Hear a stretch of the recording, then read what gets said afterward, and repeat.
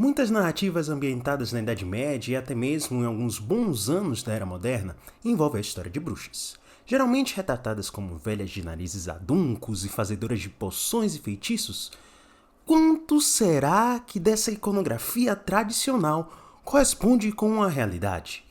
Como eram as pessoas consideradas bruxas no contexto medieval? Será que elas existiram de fato? Like Philip, I conjure thee to speak to me. Answer me.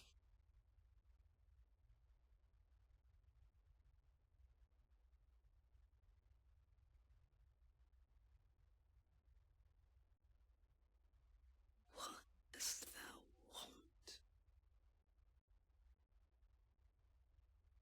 What canst thou give? Olá, meu nome é Samuel Nepomuceno, professor e pesquisador, e seja muito bem-vindo a mais uma dose da história. No vídeo de hoje, continuaremos a nossa série Minorias na Idade Média, mas agora o episódio 4. Bora falar das bruxas? É logo depois da vinheta.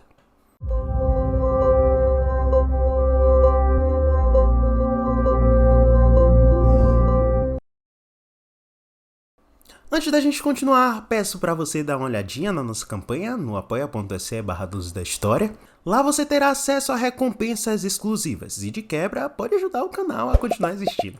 No mais, deixe o like aqui nesse vídeo se for útil para você. Também não deixe de se inscrever para não perder mais nenhum conteúdo. E siga a gente nas outras redes sociais, é @Dose da História em tudo. A gente posta conteúdo diariamente por lá, beleza?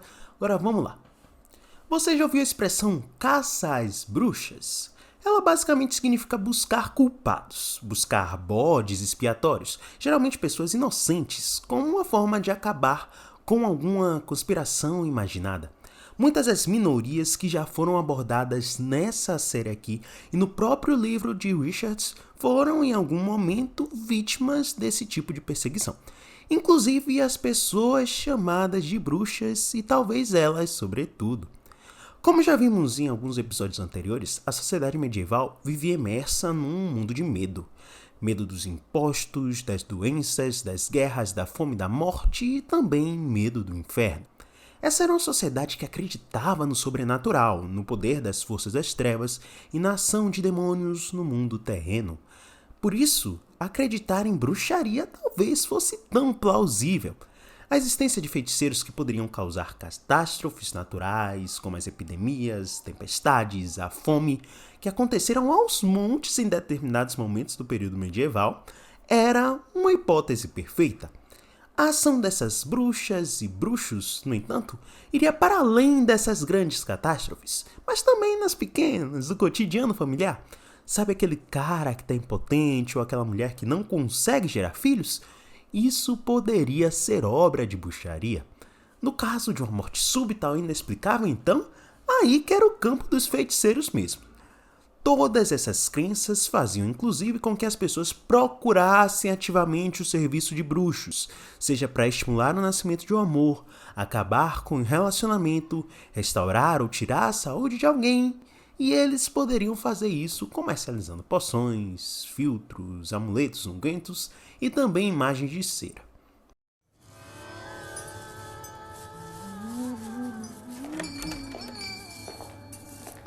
De novo? O que vão querer hoje? Provisões. Quero desfazer um encanto de... A bruxaria é um tema que desperta muita curiosidade e atenção em muita gente há muito tempo. E não só no contexto europeu, tá bom? Mas foi na Europa Ocidental que a bruxaria passou a ganhar outros contornos, digamos assim, mais conectados com o de lá de baixo.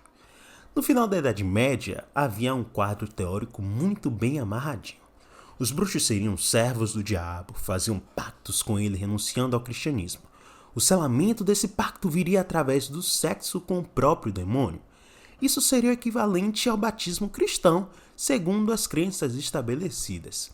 Para falar a verdade, foi criada toda uma narrativa em que diversos bruxos faziam parte de uma conspiração satânica de âmbito mundial que tinha o objetivo de destruir o cristianismo. Eles se reuniriam em sabás regulares que envolviam canibalismo, orgias, desfrutavam do poder de voar e às vezes da capacidade de mudar de forma também. A crença estabelecida era de que a prática de bruxaria seria como um espelho posto em frente ao cristianismo, repetindo suas ações, só que de modo inverso, como uma fé alternativa.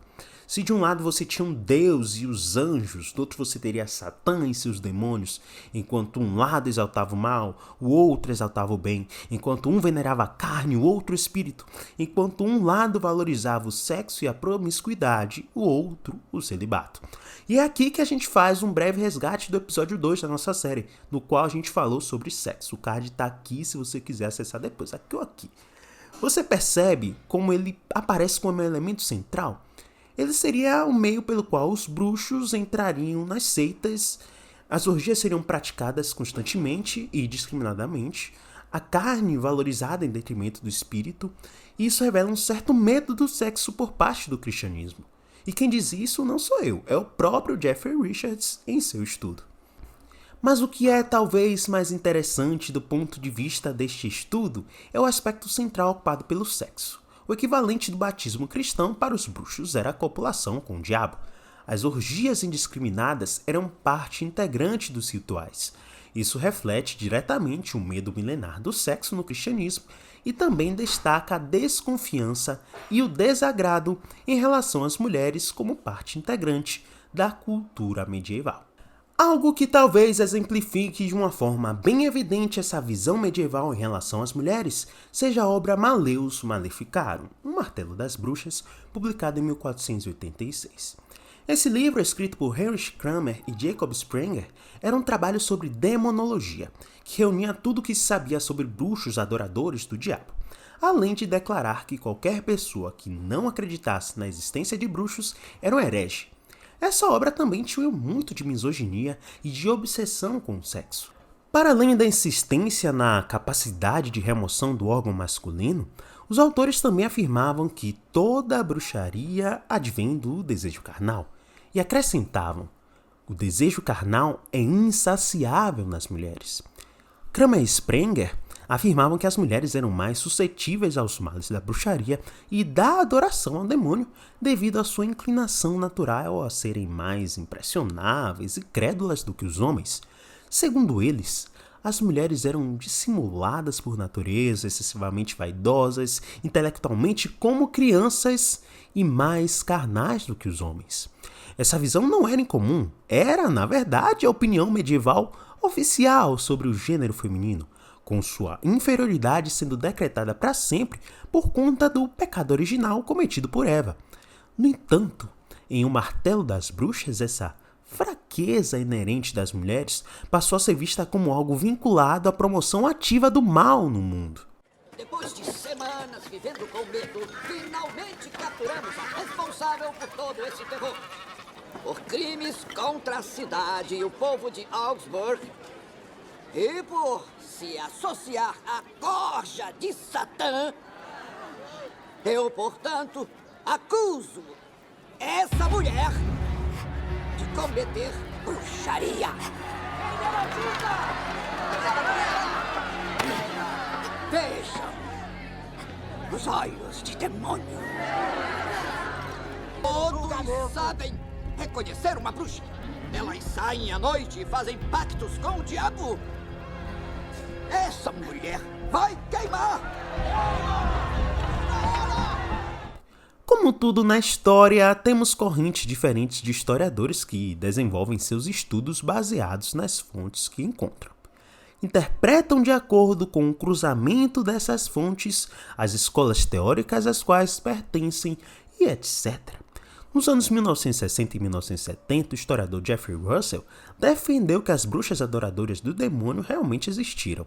Que bruxas, na verdade, já existiam, mas que com a ascensão do cristianismo, como a principal visão de mundo do Ocidente, cada vez mais seus praticantes foram associados com o espírito do mal da teologia cristã.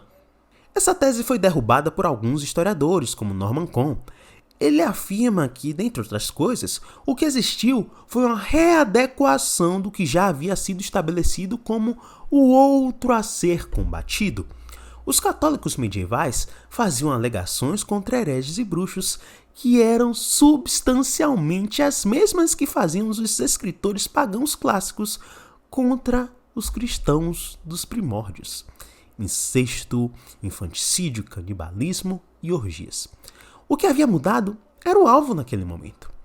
Os intelectuais cristãos foram ainda além, fazendo uma mistura com algumas histórias da tradição oral, a defesa dos dogmas religiosos e fazendo uma propaganda massiva. Uma construção narrativa que envolvia folclore, bruxaria, magia ritual e adoração ao diabo, através do qual aqueles que se diferenciavam da norma religiosa foram satanizados. Esse processo começou com o retorno da heresia à Europa Ocidental no século XI, especificamente em 1022, quando um grupo herege que negava diversos dogmas da crença cristã foi queimado como bruxo em Orleans. Esse é um fato inclusive registrado por Comte.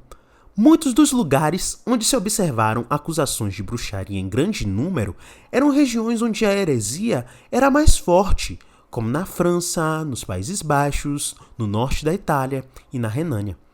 Isso prova que os hereges eram sistematicamente acusados de bruxaria por seus adversários, e não necessariamente que a bruxaria era um ramo da heresia ou que eles adoravam um demônio cristão de fato. Beleza. Se a hipótese de bruxaria como pessoas adoradoras do demônio de fato já foi derrubada pela historiografia, quem então eram essas pessoas que foram condenadas à fogueira ou perseguidas pela Inquisição anos mais tarde? As fontes mostram que, pelo menos desde a antiguidade, já existiam algumas crenças populares em rituais mágicos, que iam desde algo que era considerado como uma magia superior, uma ciência praticada por homens instruídos, até uma magia inferior, a bruxaria praticada por mulheres que sabiam misturar as ervas, guiar partos, fazer poções, etc. Havia crenças em espíritos femininos protetores, mulheres que eram capazes de voar e se transformar em animais. Lá para o final da Idade Média, os intelectuais passaram a misturar essas crenças, adicionar a adoração ao diabo e rotular tudo como bruxaria. Com isso estabelecido, os padrões de perseguição também foram se solidificando, incorporando a inquirição a acusados de bruxaria a julgamentos seculares, fazendo testes de bruxaria como amarrar pedras ao corpo e jogar na água para ver se afundavam, fogueiras e até mesmo linchamentos organizados por populares. A bruxaria, em certo momento, se tornou um dos temas centrais da Inquisição. Por volta de 1300, a Europa foi palco de uma série de catástrofes. O clima cada vez mais glacial arruinou colheitas, trouxe fome e enchentes. A pandemia de peste, já em meados do século, ajudou a aumentar o clima de histeria e paranoia, o cenário perfeito para buscar culpados. E como esses culpados foram buscados? Foram 84 julgamentos comprovados por bruxaria entre 1365 e 1428, e 354 entre 1428 e 1500. Muitos desses numerosos julgamentos compartilhavam um tipo de alvo padrão: as mulheres. Mulheres que eram consideradas diferentes e impopulares, como as velhas, solitárias, insanas, mal-humoradas, promíscuas, praticantes de medicina popular ou parteiras. Muitas vezes essas eram alvos de acusações de bruxaria feitas por vizinhos que nutriam hostilidade contra elas. Algumas dessas mulheres talvez acreditassem que possuíam poderes mágicos ou eram capazes de voar, mas a maioria delas era formada por indivíduos inofensivos e desajustados, que haviam se tornado o alvo da ira local. Embora algumas mulheres possam ter adorado o diabo de fato, a ideia de uma conspiração satânica foi inventada por intelectuais, teólogos e juristas católicos que misturaram antigas crenças populares, magia erudita e bruxaria rural, enfatizando o papel do sexo e criando uma ameaça de destruição da cristandade. As bruxas satânicas da Idade Média eram, portanto, um bode expiatório ideal, uma minoria fictícia, uma imagem composta do mal que podia ser aplicada a qualquer pessoa que questionasse os dogmas da igreja e se tornava realidade através do uso da tortura e do terror. Muito obrigado por assistir esse vídeo até aqui. O Donos da História é um projeto educacional feito com bastante cuidado. Considere se tornar um apoiador lá no apoia.se/Doses da História. Lá você terá acesso a recompensas exclusivas a partir de R$1, beleza? Nos siga nas outras redes sociais para conteúdo diário de história e ciências humanas. E até a próxima, beleza?